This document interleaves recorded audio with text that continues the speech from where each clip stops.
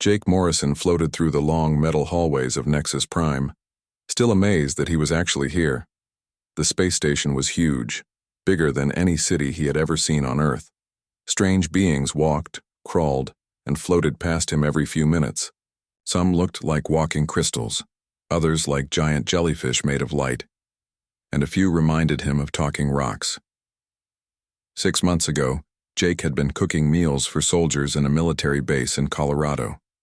Now he was representing all of humanity, at the center of galactic politics. Life had a funny way of changing everything at once. The Galactic Council had finally accepted Earth as a new member, but only as a trial run. Humans had to prove they could get along with the other species and contribute something useful to the galaxy. Most alien races had been part of the Council for thousands of years. Humanity was the new kid trying to fit in. Jake stopped at a large window and looked out at the stars. Somewhere out there was Earth, a tiny blue dot that suddenly seemed very far away. He touched the small American flag patch on his uniform and took a deep breath. The air here tasted different, cleaner, but somehow empty compared to the mountain. "Air back home. Captain Morrison?" a voice called behind him. Jake turned to see Dr. Lisa Carter walking toward him. She carried a tablet computer and had that excited look she always got when she discovered something new about alien biology. Lisa was one of the smartest people Jake had ever met, and definitely the best choice to help him with this crazy project. "Hey, Lisa, any luck with the research?" Jake asked. "Actually, yes. I've been studying the digestive systems of all the major species for weeks now. The good news is that most of them can handle basic proteins and carbohydrates without any problems," Lisa said, scrolling through data on her tablet. "And the bad news?" "The bad news is that their food is incredibly boring. Look at this." She showed him pictures of what different alien species ate. The Veltar absorb minerals directly through their skin. The ethereals feed on energy from radiation. The hive minds eat processed protein paste that looks like gray mud. Jake studied the images and wrinkled his nose. "That's it? No spices? No flavor? No variety?" "None at all. Most species evolved to see food as pure fuel. They eat to survive. Something more." Lisa closed the tablet and looked at Jake with concern. "Are you sure about this food-sharing idea? I mean, what if we're making a mistake?" The cultural exchange program had been Jake's idea, though he never expected it to get approved. When the Galactic Council announced they wanted each species to share something important from their culture, most aliens offered technology or scientific knowledge. Jake had suggested food instead. "Lisa, think about it. Back on Earth, food brings people together. Every celebration, every holiday, every important moment in human history involves sharing a meal. If we want these aliens to understand us, they need to understand how we eat. But what if they don't like it? What if human food makes them sick?" Jake smiled and patted her shoulder. "That's why I have you. You're going to make sure everything is safe, right?" Lisa sighed but nodded. "I've already selected the menu based on my research. Nothing too spicy, nothing too sweet, nothing that could cause allergic reactions in the known alien biologies." They walked together toward the diplomatic quarter where Jake had set up a temporary kitchen. The Galactic Council had been surprisingly helpful in providing cooking equipment, though some of it was clearly designed for species with very different needs than humans. "So, what are we making?" Jake asked. "I was thinking simple but representative. Grilled chicken breast to show them how we prepare meat. Some vegetable stir-fry to demonstrate plant preparation. Fresh bread because carbohydrates seem to be universal. And maybe a small chocolate cake for dessert." "Chocolate cake?" Jake raised an eyebrow. "Are you sure that's not too much?"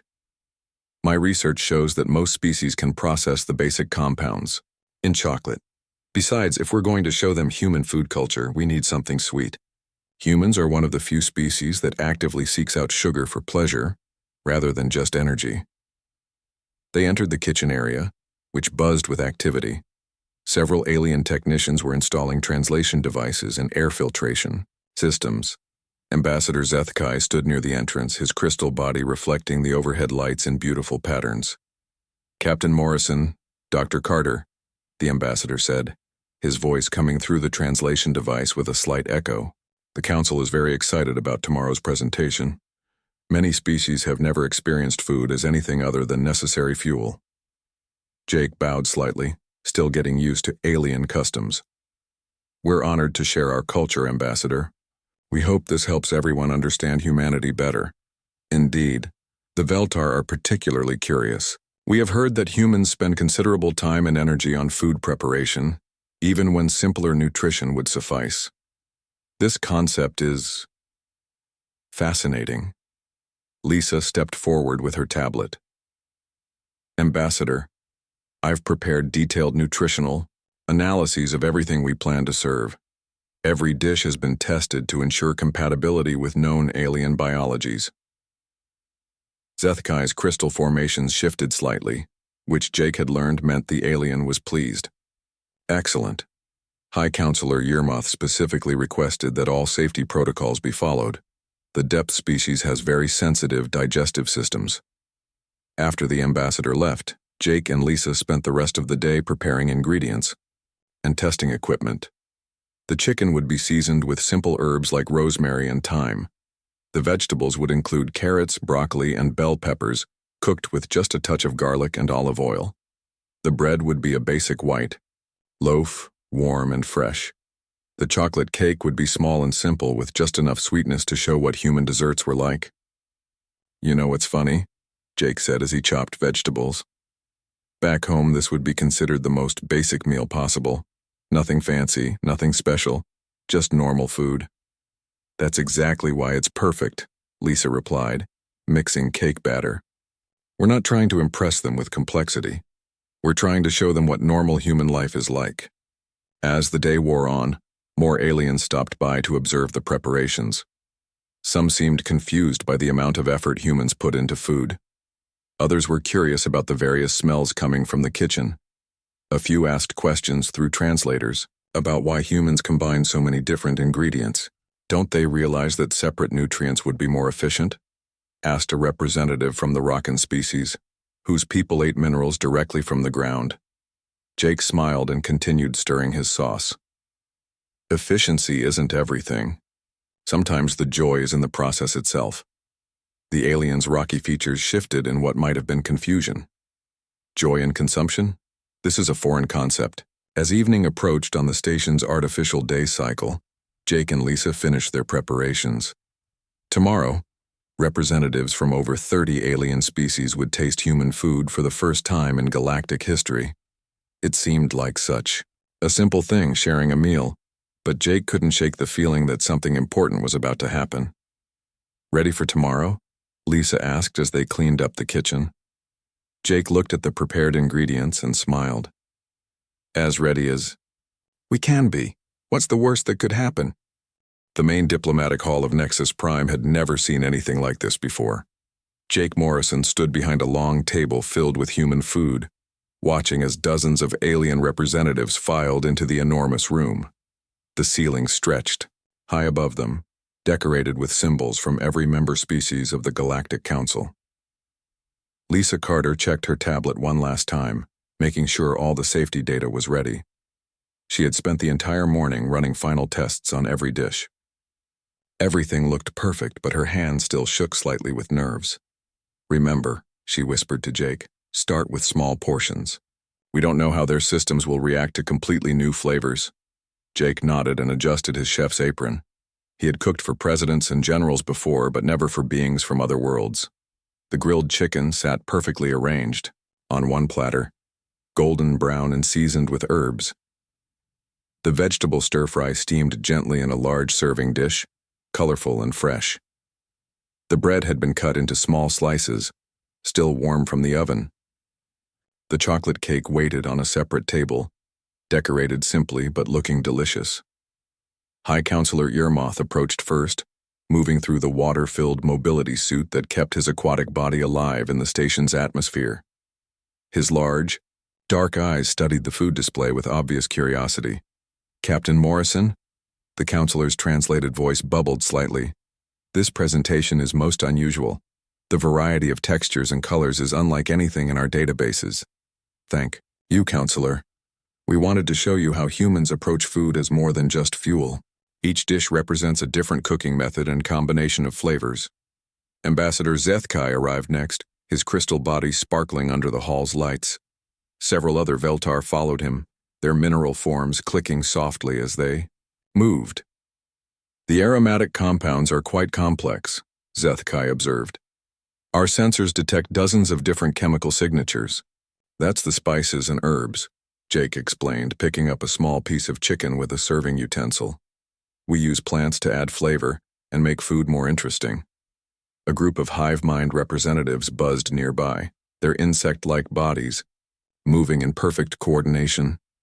One of them stepped forward, speaking in the unified voice of their collective consciousness.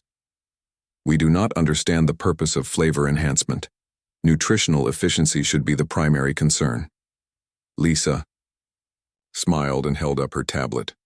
Actually, the spices provide additional vitamins and minerals, but humans also eat for psychological and social reasons, not just physical nutrition. More species gathered around the table. The ethereals floated above everyone else, their energy-based forms glowing softly in various colors. The Rockan delegation stood near the back, their stone-like bodies completely still. Several smaller species Jake didn't recognize filled in the spaces between the larger groups. Would anyone like to try a small sample? Jake asked, holding up serving spoons. There was a moment of hesitation, then Ambassador Zethkai stepped forward. The Veltar will participate in this cultural exchange.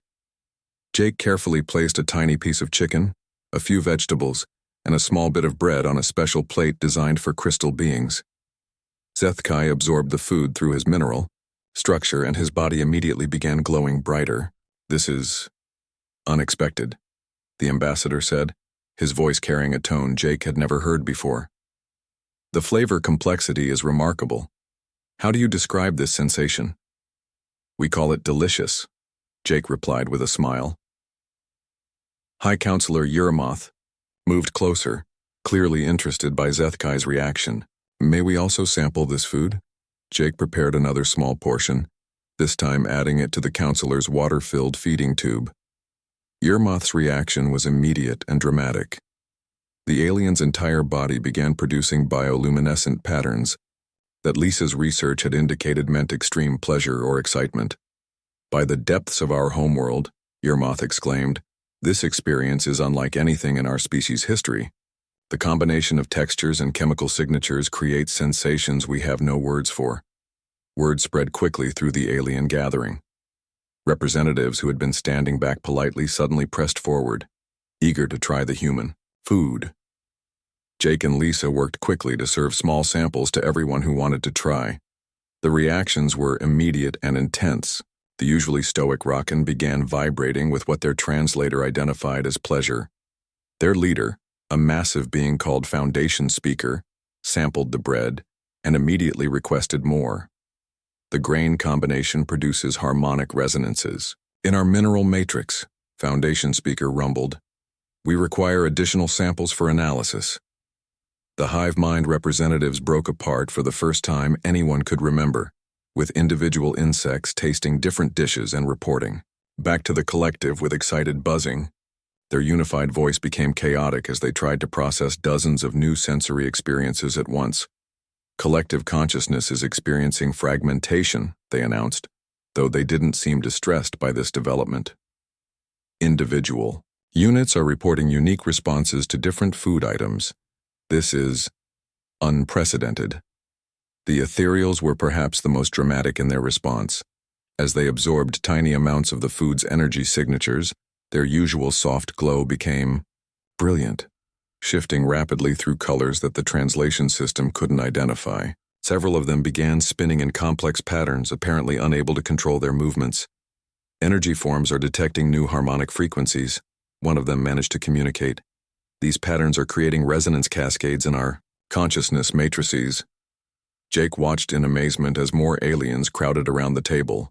Several species that normally avoided contact with others were now standing side by side, comparing their reactions to different dishes.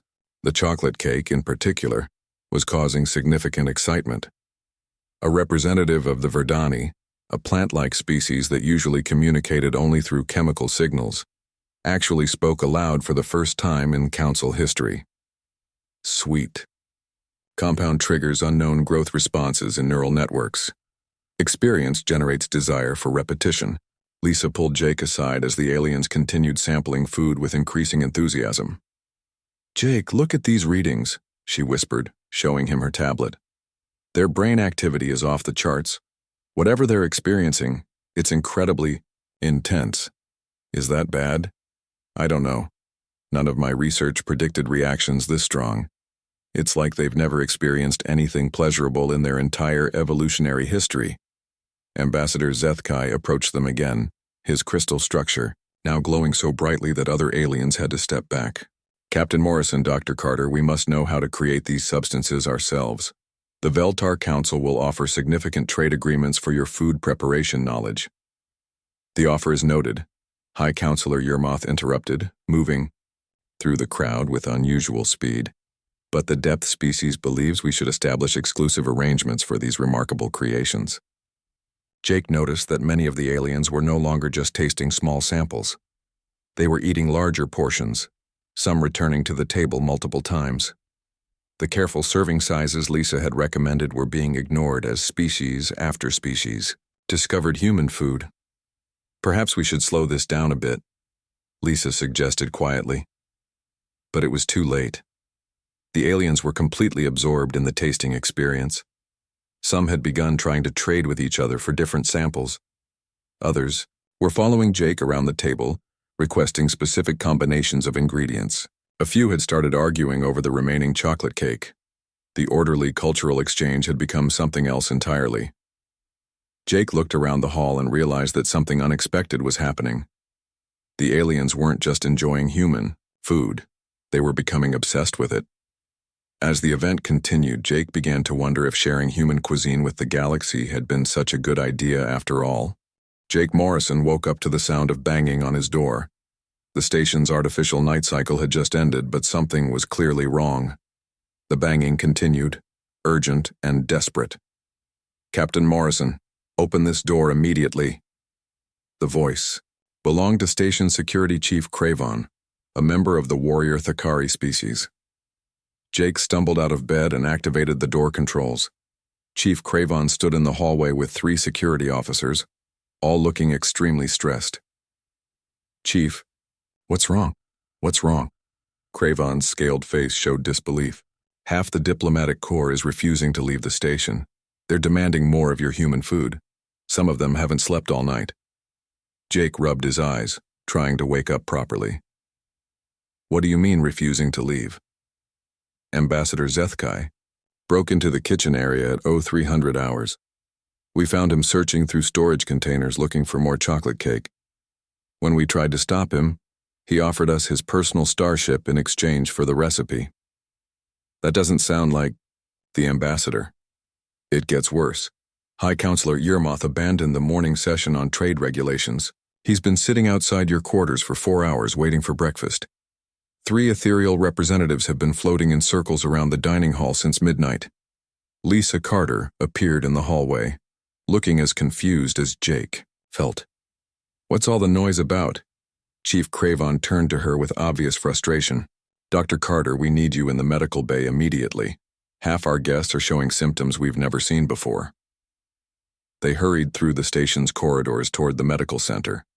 Jake noticed that the hallways seemed unusually crowded with alien delegates, many of whom were moving toward the human quarters rather than their own diplomatic areas. The medical bay was chaos. Dr. Helix, the station's chief medical officer, was examining a Roccan delegate who was vibrating so violently that the floor shook. Several hive mind representatives sat separated from each other, their usual collective behavior completely broken down. "Dr. Carter, thank goodness you're here," Dr. Helix said, his tentacles waving in distress. "I need your expertise on human food chemistry immediately." "What's happening to them?" "Look at these readings." Dr. Helix showed them a display of alien brain scans. "Every species that consumed your food yesterday is showing massive changes in neural activity. Their pleasure centers are firing constantly, but their satisfaction responses have completely shut down." Lisa studied the data with growing alarm. "This looks like addiction patterns." "Exactly. But addiction to what?" I've analyzed the remaining food samples and found nothing that should cause these reactions. Jake watched a Verdani representative trying to eat the station's standard nutrient paste. The plant being took one bite and immediately spit it out, making sounds of disgust that the translator couldn't process. The regular food tastes like nothing, the Verdani complained. It has no flavor, no complexity, no satisfaction. How did we ever survive eating such emptiness? Dr. Helix pulled Jake and Lisa aside. I need to understand exactly what you put in that food. Every ingredient, every preparation method, everything. But we used basic ingredients, Jake protested. Chicken, vegetables, bread flour, butter, sugar, chocolate. Nothing exotic or dangerous. That's what I don't understand. Individually, these compounds shouldn't cause problems, but somehow the combination is creating effects we've never seen. Lisa was already working on her tablet, pulling up her research files. Wait, I think I know what happened. Look at this data about alien evolution. She showed them charts comparing the development of different species. Most galactic species evolved on worlds with limited biodiversity. Their food sources were simple, basic nutrition only. They never developed complex taste systems. So humans evolved on Earth, one of the most biodiverse planets known. We had to distinguish between thousands of different foods, some safe, some poisonous, some nutritious, some not. Our taste systems became incredibly complex to handle all these choices. Jake began to understand. You're saying our food is too complex for them? Not too complex, too pleasurable. Look at these brain scans. When aliens taste human food, they're experiencing flavors more intense than anything their species has ever felt. It's like giving candy to someone who's never tasted sugar. Dr. Helix's tentacles curled in what Jake had learned meant extreme concern. But candy doesn't cause this level of behavioral change. It does if you've never experienced pleasure from eating before, Lisa said quietly. Most alien species see food as fuel only. They eat to survive, nothing more. Humans eat for pleasure, for social bonding, for emotional comfort. We've turned eating into an art form. A loud crash came from the corridor outside. Through the medical bay windows, they could see Ambassador Zethkai arguing with security officers. His crystal body was flashing angry red colors. I demand access to the human food preparation area, Zethkai was saying. The Veltar require additional samples for scientific study. Scientific study, right? Chief Cravon muttered. He tried to eat the demonstration plates we confiscated. The empty plates. More aliens were gathering in the corridor. Some looked sick, others agitated, all of them asking the same questions. Where was the human food? When would more be available? Could they have the recipes? This is getting dangerous, Dr. Helix observed. Several species are showing signs of what humans would call withdrawal. Shaking, agitation, inability to focus on anything except food. Lisa continued analyzing her data. The problem is compound interactions. Human spices combined with cooking methods, combined with the social aspect of shared meals, created a perfect storm of sensory experience. A perfect storm that's apparently addictive to alien brains, Jake said. High Counselor Yermoth appeared at the medical bay entrance, moving faster than Jake had ever seen an aquatic being move on a space station. Captain Morrison, when will the next food presentation occur? Counselor, there isn't going to be another presentation. Yermoth's bioluminescent pattern shifted to colors that the translator identified as distress and anger. Unacceptable. The depth species has already prepared trade offers worth more than Earth's entire planetary economy in exchange for regular food shipments. Counselor, please, you need to calm down. Calm? How can we remain calm when we have discovered that existence itself can be pleasurable? Your food has shown us that survival can be enjoyable rather than merely necessary. We cannot return to the flavorless existence we knew before. Dr. Helix checked his readings again. Blood chemistry shows that several species are producing stress hormones when separated from human food samples. This isn't just psychological, it's physical dependency. Chief Cravon activated his communication device. All units, code yellow alert. Prepare for possible diplomatic incident. Human food area is now restricted access only. Jake looked around the medical bay at aliens who were clearly suffering. Some were shaking, others making distressed sounds. all of them focused on one thing: getting more human food. Lisa, what have we done? We introduced an entire galaxy to the concept of enjoying food. And apparently that's the most dangerous thing humans have ever shared with anyone. Outside they could hear more aliens gathering, their voices getting louder and more demanding. What had started as a simple cultural exchange was becoming a crisis that could destroy Earth's relationship with the Galactic Council forever.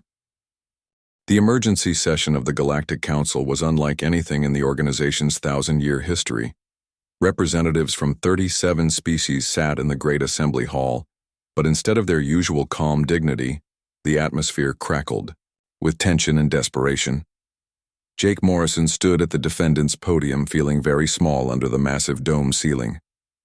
Lisa Carter sat nearby with her tablet, ready to provide scientific support.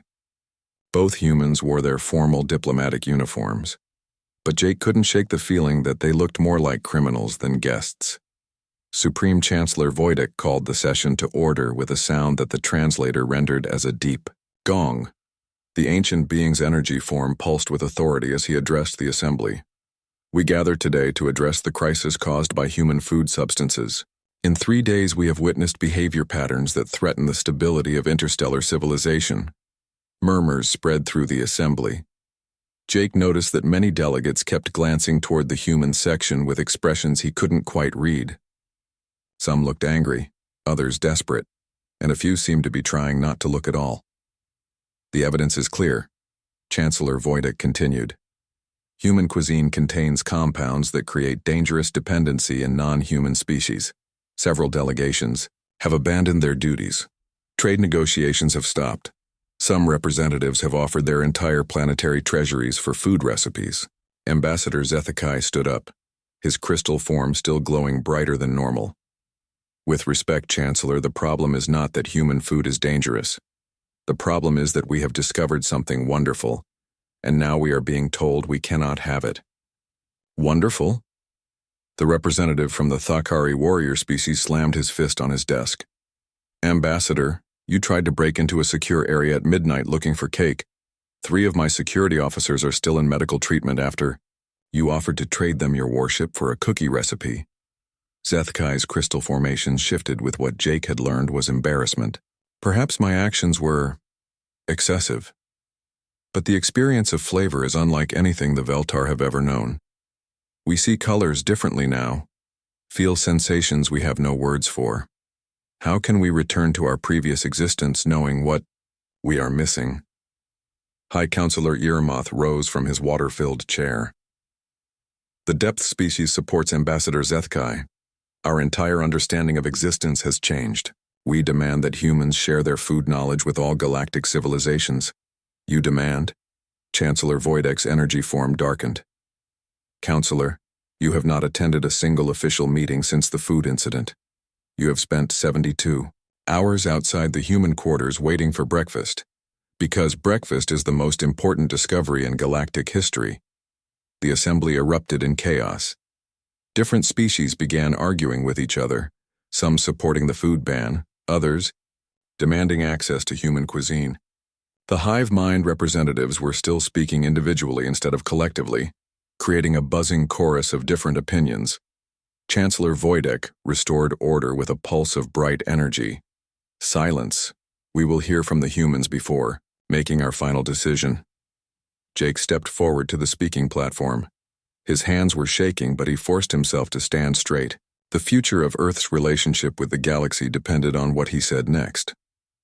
Honorable delegates, Jake began.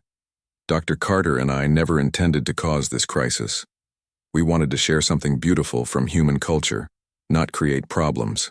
Problems. Foundation speaker of the Rakan interrupted.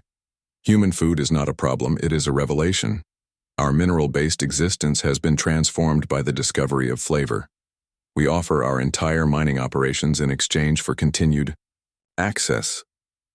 That's exactly the problem, Jake replied. On Earth we have a saying, too much of a good thing can be harmful. Human food is designed for human biology. We spent millions of years evolving complex taste systems because our world had thousands of different foods, some safe, some dangerous. Lisa stood and activated her tablet. projecting data for the assembly to see. Other species evolved differently. Your worlds had simple food sources, so you never needed complex taste systems. When you try human food, your brains are overwhelmed by sensations they were never designed to handle. Then help us adapt, demanded the ethereal representative. Teach us to process these experiences safely. We can try, Jake said, but that's not really the point. The council wants to ban human food entirely. They want to treat it like a dangerous weapon. Because it is dangerous, Chancellor Voidek replied coldly. In 3 days, human cuisine has disrupted more diplomatic proceedings than the last century of conflicts. Jake took a deep breath. This was his moment to change everything or lose everything. Chancellor, with respect, you're missing something important. Yes, human food caused chaos, but look at what else happened. For the first time in galactic history, different species are talking to each other about shared experiences. The Veltar and the Depth species, who haven't spoken directly in 200 years, spent yesterday comparing their reactions to chocolate cake. He gestured toward the assembly. Species that normally avoid contact are sitting together, sharing their experiences. The hive mind representatives are thinking as individuals for the first time ever. The Rockin discovered that existence can include pleasure, not just survival. And this justifies the disruption? Chancellor Voidek asked. It justifies the possibility, Jake replied. Human food isn't just nutrition. It's art, culture, social, bonding, and emotional expression all combined. We don't just eat to survive, we eat to live. Lisa stepped forward. My research shows that species with complex food cultures develop stronger social bonds, more creativity, and greater cooperation. Human civilization advanced partly because we learned to turn survival into celebration. You want us to become addicted to your food, accused the Thakari representative. No, Jake said firmly. We want to teach you that survival can be enjoyed, rather than just endured. But slowly, carefully, with proper understanding and control. The assembly fell silent. Jake could see delegates looking at each other with new consideration. Chancellor Voidek's energy form pulsed thoughtfully. The proposal is noted. However, the immediate crisis remains. Human food will be banned from all council facilities effective immediately. The announcement caused another uproar, but Jake held up his hand for silence. If that's your decision, we accept it, he said, surprising everyone. But we also offer an alternative. What alternative? We'll open a small restaurant in the station's civilian sector. Not for diplomats or official functions, but for anyone who wants to learn about human food culture, gradually and safely. Dr. Carter will monitor all participants to ensure their health and safety. Chancellor Voidek considered this. A controlled environment outside official diplomatic space? Exactly. Let interested species explore human cuisine on their own terms, with proper medical supervision. Ambassador Zethkai's crystal form brightened with hope. The Veltar find this proposal acceptable. High Counselor Earmoth bubbled with excitement. The Depth species agrees. We will contribute resources to this establishment. Other delegates began voicing support. Even the Thakari representative grudgingly admitted it was better than complete prohibition. Chancellor Voidek raised his energy form. Very well. Human food remains banned from official council functions. However, humans may operate a civilian establishment under strict medical supervision. As the session ended, Jake felt a mix of relief and anticipation. They had lost the official cultural exchange but gained something potentially more valuable, the chance to slowly, carefully share humanity's greatest gift with the galaxy. Later that evening, Jake and Lisa walked through the civilian sector, looking at potential restaurant locations. Already aliens were approaching them with questions about menus and opening dates. You know what this means? Lisa asked. What? We're about to become the most popular restaurant in galactic history. Jake smiled as he watched Ambassador Zethkai trying to peek through the windows of an empty kitchen space. I can think of worse ways to represent humanity. In the distance, High Counselor Earmoth was explaining to a group of young aliens why food could be art. The cultural exchange had failed officially, but something much more interesting was beginning.